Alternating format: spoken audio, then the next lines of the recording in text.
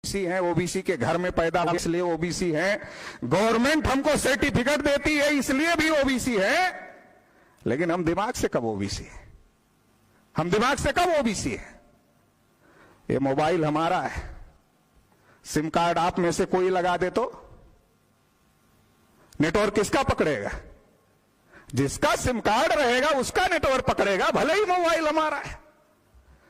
ऐसे ही हमारे ओबीसी लोग हैं, पैदा हुए ओबीसी के घर में, नौकरी लेने के लिए सर्टिफिकेट भी ओबीसी का लगाते हैं, सरकार भी उनको ओबीसी का सर्टिफिकेट दे रही है, लेकिन वो अपने को ओबीसी मानते ही नहीं। हमारी पहचान ओबीसी कहां है? हम अपने को ओबीसी कहां मान रहे हैं? हम तो अपने को यादव मान रहे हैं, कुर्मी मान रहे हैं और दूसरी जाति मान रहे हैं, हम अपने को ओबीसी कब मान रहे हैं? अगर आप शेड्यूल कास्ट के आदमी को पूछो कि कौन हो, वो सबसे पहले कहता मैं शेड्यूल कास्ट हूं, एससी हूं। आप शेड्यूल ट्राइब के आदमी को पूछो आप कौन हो, सबसे पहले कहता मैं शेड्यूल ट्राइब हूं। बाद में जब उसको आप पूछोगे आप उसमें किस जाति के हो, तब वो अपनी जाति का नाम बताता है। लेकिन अगर आप ओबीसी के लोगों को पूछो आप कौन हो, बोलता मैं कुंभी हूं, मैं यादव हूं, मैं मौर्य हूं, मैं कुशवाहा हूं, मैं राजभर हूं, मैं निषाद हूं।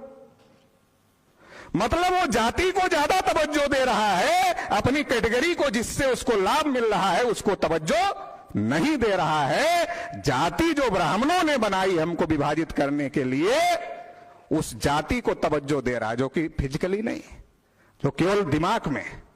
जाति कहीं नहीं है, जाति केवल दिमाग में है। लेकिन दिमाग में जो जाति है उसकी वजह से हम ओबीसी होकर के नहीं लड़ पा रहे हैं।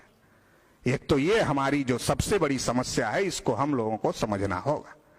ब्राह्मण हमारी गिनती करेंगे ये तो हमको भूल जाना चाहिए।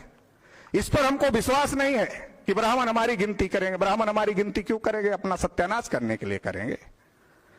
कोई भी आदमी अपने पैर पे कुल्हाड़ी मारेगा।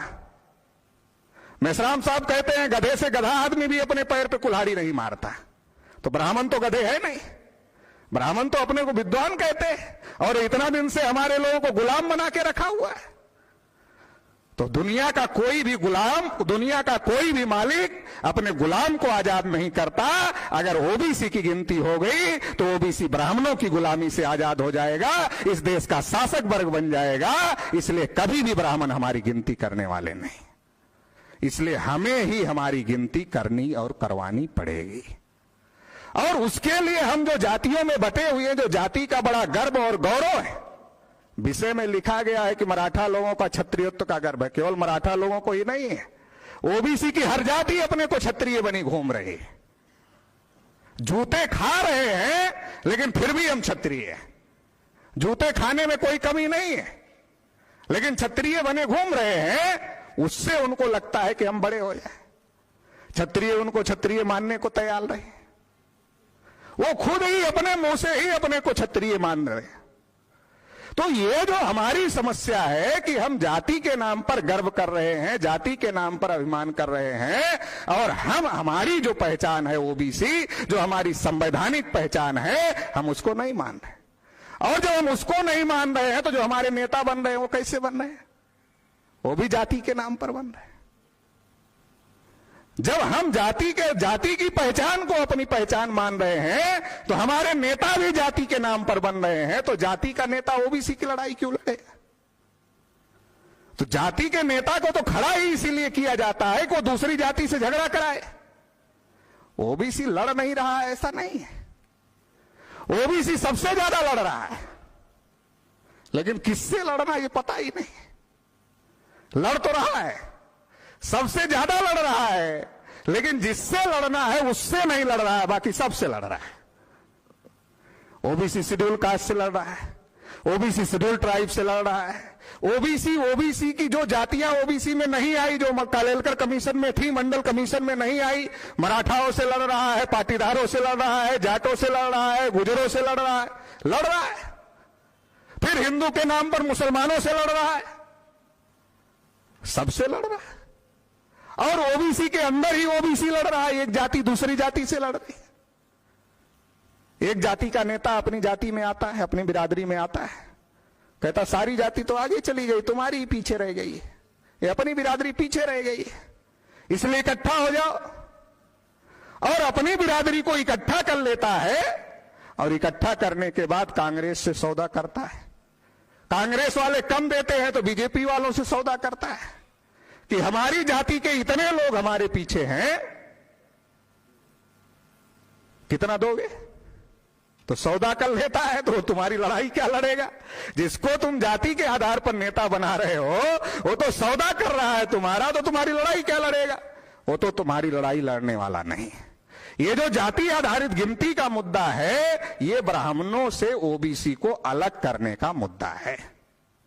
जो ब्राह्मण ओबीसी के साथ, ओबीसी को ब्राह्मण हिंदू के नाम पर लपेटे में लिए हुए हैं और हिंदू के नाम पर सारा समर्थन ओबीसी का ब्राह्मण ले रहा है, लेकिन जब फल लग रहा है तो फल में कोई हिस्सा नहीं दे रहा है। हिंदू के नाम पर समर्थन सारा ओबीसी का ब्राह्मण ले रहा है, लेकिन जब शासन सत्ता में जा रहा है तो सारा का सारा हिस्सा अकेले ही हड़प रहा है और ओबीसी को कुछ भी नहीं दे रहा है। लेकिन अगर जाति आधारित गिनती हो जाएगी तो ओबीसी जो हिंदू के नाम पर ब्राह्मणों के साथ जुटा हुआ है, ब्राह्मणों के खाते में जमा हुआ है, उसका अलग खाता खुल जाए। और जब ओबीसी का अलग खाता खुल जाएगा तो ब्राह्मण कमजोर हो जाएगा, अपने आप ही कमजोर हो जाए। ब्राह्मण अपने आप ही कमजोर हो जाएगा, तो इसलिए ब्राह्मण यह काम कभी भी करने वाला नहीं। जब जब ओबीसी के लोगों ने लड़ाई लड़ी ब्राह्मणों से, तब तब ब्राह्मणों का वर्चस्व खत्म हो गया। चाहे प्राचीन भारत में आप तथागत बुद्ध के आंदोलन की बात ले लो, या आप मध्यकालीन भारत में संतों का आंदोलन ले लो, या आप आधुनिक भारत में ज्योतिबा फूले, छत्रपति साहू महाराज, पेरियार, बाबा साहब अंबेडकर का मूवमेंट ले लो। जब भी पिछड़े वर्ग के लोग ब्राह्मणवाद के विरोध में खड़े हुए तो ब्राह्मणों की स्थिति बहुत ज्यादा खराब हो गई। या वर्तमान राजनीतिक परिदृश्य में ले लो, यूपी में पिछड़े वर्ग के लोग खड़े हुए, ब्राह्मणों की पार्टियां गायब हो गई थी। बिहार में पिछड़े वर्ग के लोग खड़े हुए, ब्राह्मणों की पार्टियां गायब हो गई थी। आपके महाराष्ट्र में खड़े हुए लोग तो ब्राह्मणों की पार्टियों की स्थिति खराब हो गई थी। तो ये जो ओबीसी है, ओबीसी ही ब्राह्मणों को ऑक्सीजन देने का काम कर रहा है। ओबीसी ही ब्राह्मणों को जिंदा रखने का काम कर रहा है। अगर ओबीसी की अलग गिनती हो गई तो जो ब्राह्मणों का वर्चस्व देश पर है, ये वर्चस्व खत्म हो जाए। लेकिन जो ब्राह्मणों के विरोध में जो आंदोलन चले, चाहे वो बुद्धिज्म का आंदोलन रहा हो, चाहे वो जैनिज्म का आंदोलन रहा हो, चाहे वो लिंगायतों का आंदोलन रहा हो, चाहे वो सिखिज्म का आंदोलन रहा हो, चाहे वो वारकरी संप्रदाय का आंदोलन रहा हो, ये सारे के सारे आंदोलन पिछड़े वर्ग के लोगों ने चलाए।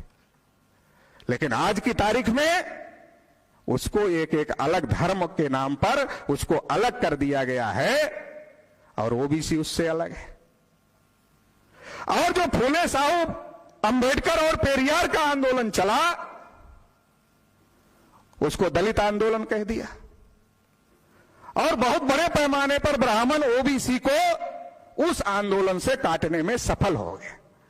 ये तो मैं धन्यवाद देना चाहता हूं माननीय मेश्राम साहब को, बामसेफ संगठन को धन्यवाद देना चाहता हूं कि जब सारे जितने भी अपने को अंबेडकरवादी संगठन कहने वाले लोग हैं, जितने भी अपने को दलित संगठन कहने वाले लोग हैं, उन सारे लोगों ने ब्राह्मणों की जो राजनीति थी, जो ब्राह्मणों का षड्यंत्र था, फूले साहू पेरियार के मूवमेंट का दलितकरण करना, जब वो दलितकरण कर रहे थे तो मेश्राम साहब लगातार घंटे घंटे भर ओबीसी के मुद्दों पर बोल रहे थे, ओबीसी के लोगों को जागृत करने का काम कर रहे थे। और जब ओबीसी के मुद्दों पर मेश्राम साहब बोलते थे तो उस समय ओबीसी के लोग ज्यादा नहीं होते थे, लेकिन फिर भी मेश्राम साहब 1.5 घंटे ओबीसी के मुद्दों पर बोलते थे। बहुत सारे जो शेड्यूल कास्ट के लोगों को बात समझ में नहीं आती थी, वो कहते भी थे कि मीटिंग में ओबीसी के लोग नहीं हैं, ओबीसी के लोग कार्यक्रम करने के लिए पैसा भी नहीं देते हैं, लेकिन फिर भी मेश्राम साहब 1.5 घंटे ओबीसी के मुद्दों पर बोलते हैं, इससे क्या फायदा होने वाला। लेकिन साथियों, फायदा हुआ। आज वो 92 वाला ओबीसी नहीं है, 90 वाला ओबीसी नहीं है। आज 90 और 92 वाला ओबीसी नहीं है। जब मंडल की लड़ाई चल रही थी तो कुछ लोग ही मंडल की लड़ाई लड़ रहे थे, ज्यादातर ओबीसी मंदिर बनाने चले गए थे। ज्यादातर ओबीसी मंदिर बनाने चले गए थे, वहां भी धोखा हुआ। मस्जिद गिराया हमारे लोगों ने, और ट्रस्ट बना तो एक भी ओबीसी को नहीं रखा, सारे के सारे ब्राह्मणों को रखा। तो अभी ये बात ओबीसी के लोगों को लगातार जो मेश्राम साहब 30-40 साल से समझा रहे थे, वो बात अभी ओबीसी के लोगों को समझ में आ रही है, और बड़े पैमाने पर देश के अंदर ओबीसी जागृत हो गया है। और जब बड़े पैमाने पर देश के अंदर ओबीसी जागृत हो गया तो ब्राह्मणों को इस बात का डर है, इसलिए उन्होंने नरेंद्र मोदी को प्रधानमंत्री बनाया कि ओबीसी जो बड़े पैमाने पर जागृत हो गया है, उसका स्वतंत्र आंदोलन नहीं खड़ा होना चाहिए या वो वामसेप के आंदोलन में नहीं जाना चाहिए। इसलिए उसको काउंटर कैसे किया जाए, तो वो काउंटर करने का सारा कार्यक्रम चलाने का काम कर रहे हैं। इसलिए हम लोगों को अभी ओबीसी की क्या समस्या है? ओबीसी की समस्या है कि ओबीसी का कोई राष्ट्रीय स्तर पे संगठन नहीं है। ओबीसी का फूले साहू अंबेडकर की विचारधारा पर आधारित राष्ट्रीय स्तर का कोई संगठन नहीं है। ओबीसी के पास कोई ऐसा नेतृत्व नहीं है कि जो ओबीसी के लोग जागृत हैं, उन जागृत ओबीसी के लोगों को भी लीड करे और तेजी से ओबीसी समाज के अंदर चेतना निर्माण करने का काम करे। इस तरीके का लीडरशिप और नेतृत्व का अभाव, एक तो ये ओबीसी की सबसे बड़ी समस्या आज की तारीख में है। संगठन का अभाव ओबीसी की सबसे बड़ी समस्या आज की तारीख में है। मंडल कमीशन से जो लीडरशिप आई थी उभर करके, वो लीडरशिप तो खत्म हो गई। जिन लोगों ने 2011 में ओबीसी की गिनती का मुद्दा उठाया था, आज वो उठाने लायक है क्या? चाहे लालू प्रसाद यादव जी हों, जेल में हैं, मुलायम सिंह यादव जी हैं तो बोलने की स्थिति में नहीं है, रामविलास पासवान जी नहीं रहे, शरद यादव जी को हरा दिया गया, उनकी बेटी को भी हरा दिया गया और पार्लियामेंट में नहीं है, गोपीनाथ मुंडे जी की हत्या हो गई। तो 2011 में जिन लोगों ने ओबीसी की गिनती का मुद्दा पार्लियामेंट में उठाया था, जिन लोगों ने पार्लियामेंट को बंद करने का काम किया था, आज वो लोग भी उठाने की स्थिति में नहीं है। और जो नई जनरेशन है, एक तो उसको समझ नहीं, जो नए नेता हैं तमाम ओबीसी के, जिनको विरासत में चीजें मिली, उनको एक तो समझ नहीं है, और जो थोड़ा बहुत समझ है भी